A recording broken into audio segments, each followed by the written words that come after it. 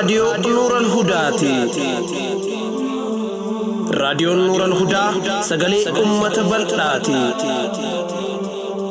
نور الهدى سورة قلبي مسلماتي نور الهدى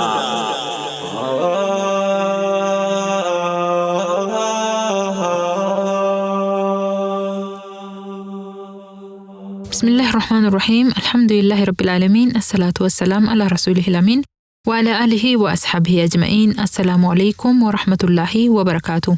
أكم جرتان كبجمتوتا دقيفتوتا راديو نور الهدى سجنتا قيار آكيستي أكما عريفاني قبئي جارمي والتي إسلاما سنف دهيسنا مرتي ردج جالالاتي في ركيجة سنة كنوف دهيسن شيخ كينيا كبجما في جالتما شيخ محمد وادوتي تفتين كيسن وجناتو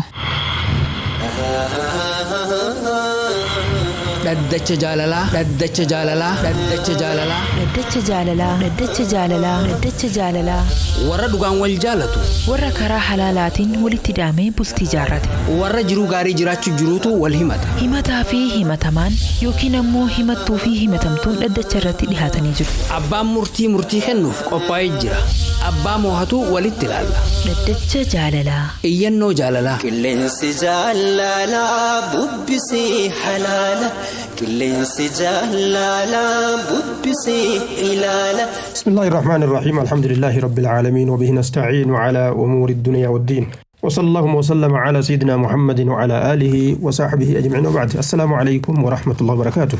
بك جرتن هند كيست خير كيس ربي نسنا جراج زيجادا جم سجنتا كينيا سجنتا ددجا جاللا ينو تكفى لكوف سجلمي دبزديتيف سجلتمي سده اتفوف نيجو وانجلو بليسي كينيا أمبولتي جارد ايتين توري غرو ومتكو تكررت والأمني انت لا في الراهيك أتشبودا نابيرو هيرومتي جادوب وانجلو أنما هي إيسا نمني سيني رومتي أمو نما دكتورا كمالكا كابو nama gartee mallaqa narra qabu heerumte waan fedhe waan isin feetumtanii guutaafi inuma babbareechifattee fuulli isii tolee cululuqee maal jettee inuma yeroo garii makiinaa isaa fa'a oofti uffata babbareedaa ajaa'ibaa uffatti ana ammoo garaa kiyyadduu na gubde osoo xalaaquu baadhee je'eetiin gartee akka malee ofitti gaabbe osoo namticha kana jalaa baafadhee ofiin je'a kana jedhu subhaanallah yaa obboleessa kiyya jalqabuma hiikaan keessan rakkoo qaba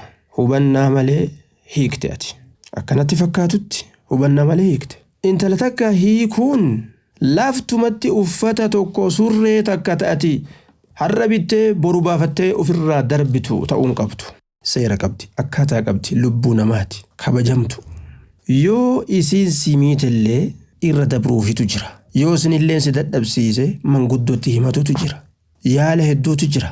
karaa kana hundaa yoo sirraa hubaatte obsuu gorsuu manguddoo himatuu hiikaan achi booda dhufa jechuudha. Gaafa tartiiba akkasiitiin hiikte osoo gartee dhiira duniyaa kanaami akiraa keessatti illee rabbiin dhiira ajaa'ibaa uumee fi heerumsi itti kenne wanni si garaa si gubuun jiru jechuudha. Wal ta'uu walii galuu dadhabuu kee sirritti garaa irraa fixattee waan gadhiifteef murattee waan gadhiifteef wanni si rakkisu hin jiru.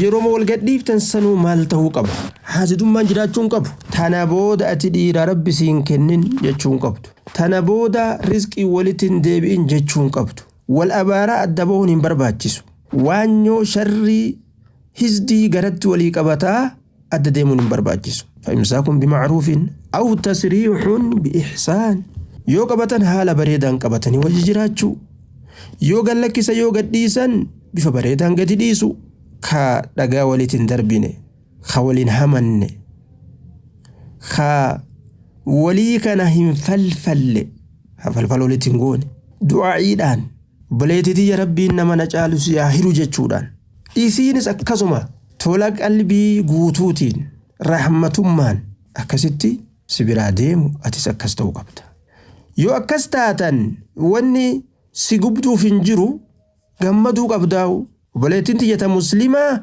بقى نمنا جالو أرجت جت أم يحسدون الناس على ما آتاهم الله من فضله تلا ربي نما فكن الرتنا ما حسدني نما وانيني أتأمى قرتي وانيو سرائية حاسدون ما سرائية وصيسين نما هي يساسي قدي هيرومتي وانسي قبدون فكاتو أكاسو يتوخانت جابدي كونو أنا جبسي akkas jechuu keettu mala salphatte kunoo nama nageenye heerumte jette nama si olii kan heerumuun kuni garaasi gubuun tuni waanyo tan of keeysaa baasi qulqulleeysi mu'mina hizdi ofirraa dhoorgu kadhaaf biratti jaalatamu osoo makiina oofuu baattee harree ooftee silaa itti gammaduun keeni mala akka amma rifatte kanatti yaada akkanaa qabaachuun qabdu siin jenna obboleessa keenya siifillee amrii hunda rabbi alaaffisu ati furmaata barbaada jettee dhufuun kunu sii furmaata akkuma ati furmaata barbaadde furmaata jennee yaanna furmaata barbaadde lubbuu tee tasi rakkistee akkamiin godhaa jettee guuza yookaan daboo jiga naa baaya jechuudhaaf dhufte baga sharritti hin fiigin baga marii barbaadde karaa khayriitiin tasgabbii rabbi si haa kennu sillee isa ol taajira si haa godhu ta'isi olii rabbi si haa kennu atis akkasi kadhadhu mana namatti hin hawwin duuba isin argaawwan feetu jette isin sirraa fixatteetti baate jechuu kanaaf si argaan feene guyyaa tokko dhukkubsadheetiin gama bikka jaarsi isiidhaa dalaguu san deemee jaa mana fayyaa eegumsaa dhaqee nuti gaagandi keenya tokko waan ta'eef akkasitti haala bareedaan na dhiyeesse jaarsi isiidhaa maal feeta naan je'e maal si dhukkuba naan jennaan lakki wani na dhukkubun jiru jaartiti yagannaa dhiisii je'eeni amma booda dubbii tanatti hin dhiyaatiin waan akkanaa lafaan kaasiin naan je'e isiinis manatti dhuftee na arrabsitee an harkaan qabuuf deemnaan ofirraa na darbite na fixirtee deemtee jaa itti dhaaddadhee waan an godhuuf deemu ni agartaa je'eetiin akkasitti biraa deemee jaa obboleessi keenya duuba nabiin keenya alayhi salaatu wassalaam waan jedhe laa yadkhulu aljannata khabbaabun laa yadkhulu aljannata khibbun yookaan namni jaarsa jalaa xalafu qabaabbalu hagartee mala itti baasee akka jalaa baatu godhu jannatan seenu jedhe nabiin keenya alayhi salaatu wassalaam jaarti namaati ati ni ka irraa fixatte inni ni ka irraa qaba haraami sirratti butee humnaan jalaa deemuun ifa akkas fa'a jetta sirratti haraami jechuma tokko kan nama saniin jibbisiistu isiidhaan jechuun haraami buttee deemuu dhiisi kanaaf ulaa jannataa ofitti hin cufin jenna obboleessa keenya wanni isaa usii waa kathiiruun ta'isii caaltu hedduutu jira ilmi namaa wal caala yoo ati haraam kanarraa rabbiif jecha uf qabde rabbi sira saquutu mala intala gaarii haala kee sirreessi tasirrooyite rabbi si hafidu jenna kana fakkaata deebisaan kee dhaddacha jaalalaa ijannoo lamaffaadhaa lakkoofsa galmee 890 waan jettu obboleettiin teenya ani waggaa 4 dura gurbaa tokkoon walitti bultii ijaarannee turreeyya garuu waliin galle waliin taane yeroo dheertuudhaafiin oobsee booda ofirraa na hiiki je'eeni inni ammoo siniiku abadan jedhee na didee warra kiyyatti ni madhee warri kiyyas qaadii dhaqii itti maddu naan je'ee angaafsan biyya jira inni biyya Suudii jira warri kiyya waan naan je'e qaadii yeroo itti himtu bikka inni jiru ittiin himinii yoo gartee bikka inni jiru ka itti himtu taate dafee sii fixuu dhabutu mala akkana naa malanii jennaan anis mala san itti dalagee ka'ee qaadii dhaqee himadhee eessa jira jennaan bikka inni jiruun beekun je'eeni akkasitti waraqaa gara warra gandatti barreeyse taraa lamatti barreeyse nama dhiyeessaa je'eeni nama san biyya keeysan jiru dhabne je'aniini akkasitti qaadiin na hiikee waraqaa ni kaanaa kenne haalli kun ni ta'amoo inni gaajaartii tiyya ani sin hiikne hin ta'u osoo natti nimin hiikamuun sun ati jaartii tiyya jechuu jira dubbiin tun akkamii jette waan jennu obboleetti teenya wanni kuni waan qaadii hojii dalaydan warra koo qabu miti qaadiin nama waa beeku nama ummata islaamaatiif achi taa'e garuu bani aadami dogongoruun isaatis ni mala akkuma atu dogongorte bikka inni jiru dhoysite ati dhoysisiin jennaan dhoysite duuba wanni silaa qaadiin godhuu qabu ati isa dhabu irratti ragaa namni sun dhabamu irratti ragaa barbaaduu qaba malee calliseetuma sima qofa dhugoomsee deemuun qabu dharri dalagamuu danda'a waan ta'eef akkuma kunu ammaa'uu dalagame akkuma atuu dalayte warroonni qaadiidha sirriitti of eeggannoo godhuu qaban jechuudha tajaajila ummata islaamaatiif bikkasan yoo ta'an akka bultiin muslimaa laaftutti hin diigamne sirriitti hubannoo cimaa godhuu qaban akkasuma nikahaan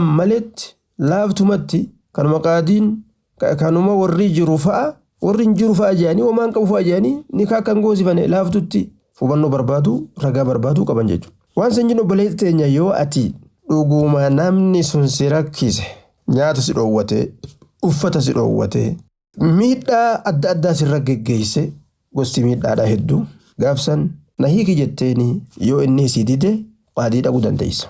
Akkasuma yoo sirraa fagaate fageenya kana keessatti osoo sitti dhufuu danda'u sitti dhufuu dide ati eeyidee dadhabde ilmoo horuu feeta jiruu bareechifachuu feeta nadhuuf jettee dadhabde ofirraa hiikuu ka barbaadu taate ka inni ammoo dandeettii dhufuu qabu yoo tahe gaafsan qaaditti dhayite na hiikuu dide ani hiikamuu barbaada rakkoo kana qaba jettee hiikamuu dandeessa. Yoo akka saniin tahin ammoo miidhaadhaan uf hiikte jechuudha. Karaa zulmiitiin uf hiikte osoo inni sin dararin osoo inni sin miidhin. Duuba akka hundattuu hiikkaan kee argamee jira jenna. Wallahu a'lam bihaqiiqatil haal. Waan akkanaa kana keessatti nabiin keenya alayhi salaatu wassalaam waan jedhe intalli takka tarakkinni osoo itti hin argamin akkanumatti hiikkaa ka barbaaddu taate jannanni isirratti haraami jannata dhiisi foolee jannataatu hin argitu jedhe. Jannata dhiisi foolee jannataatu hin argitu. Daba guddaa waan dalaydeef bultiin muslimaa laaftutti faca'uun qabdu obsuu qabda. Kana jalaa baatee kabiroo kadhaytu sinilleen dhiiruma akka isaati. Xabi'aan isaanii tokko yoo waan tokkoon hir'ate tokko waan tokkoon guutamuutu mala. Tokko waan tokko yoo irraa jibbitu tokko waan tokko irraa jaalatta. Xabi'a makhluuqaati. Jiruu tana obsaan injifatan malee gubbaan duniyaadhaa kun akka jannatul firdawsiinuu haa ta'u jiru akkasii jiraannaan hin taatu. Wal abda jaartii keetiin obsatu bultii isinii horata. Wal abda ilmaan ofii dhalteen obsatu bultii isinii horata. Wal abda haadhaa fi abbuma keetiin obsatu bultii isinii horata. Wal abda ollaa wajji jirtaniin obsatu bultii isinii horata. Wal abda guruba hojii wahii wajji ooftaniin obsa kasi horatu. Wal abda atuu mataa keetiif ufii wal abda ilkaan keettu arraba kee ciniina. Itti dallantee ilkaan kana dhoyitee baasuun sima miidha. Obsatu waa hundaa'u namaaf diida yookaa bal'ina tokkotti nama baasa jechuudha. Obsitee furmaata diiniin baata. Obsitee furmaata duniyaatti illee baata.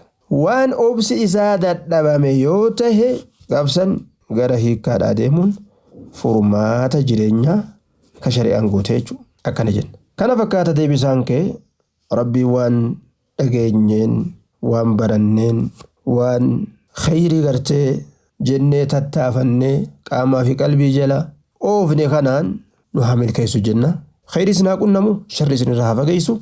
Assalaamu alaykum wa rahmatullahi wa barakaatuh. Ma'a assalaam ila liqaa.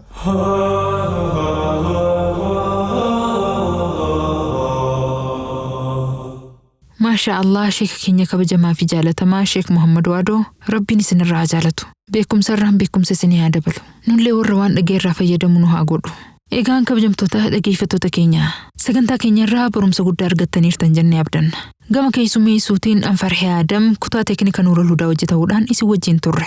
Hanga sagantaa soora qalbiitiin walitti deebinutti nagaa rabbi keessa nuuf jiraadhaa. Jiruu qananii keessa qubadhaa. Milkii duniyaa aakiraa argadhaa. Wassalaamu alaykum wa rahmatullaahi wa barakaatuh.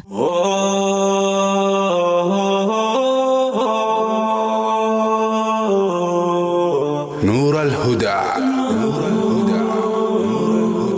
صورة قلبي مسلمة صورة قلبي مسلمة